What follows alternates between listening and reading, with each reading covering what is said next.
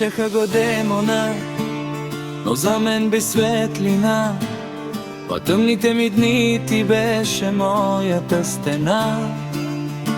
Не говореше за себе си, мълчеше като нощ, но питаше за мен, дали имам още мощ. Казваше ми: не спирай, ти ще стигнеш върха. Смяхме се, когато ми каза: ще отрежа твоята глава.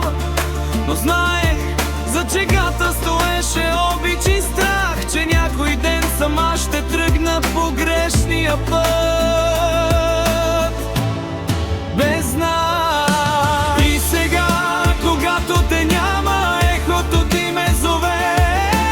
Думите ти горят в мен, не ми дават да падна, не. Искам да те видя силна, да покориш света. Шепнеше ми в тишината, сякаш още си до мен сега. Всяка вечер говорехме, докато светът заспи. Но в онази нощ усетих, нещо в теб се руши. Каза ми: по-добре да спрем, не искам да те раня.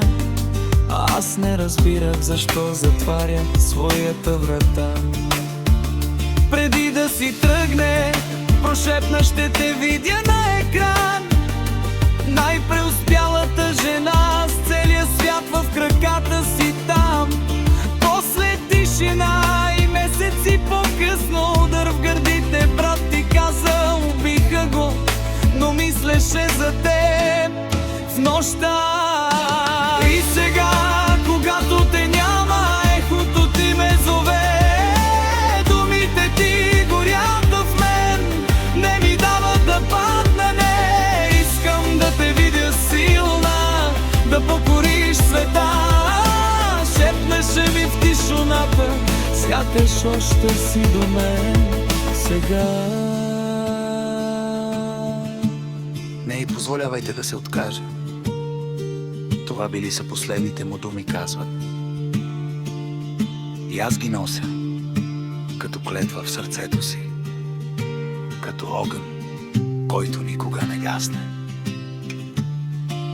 Демон, където и да си гледай ме сега, ще стигна там, където искаше, обещавам ти това.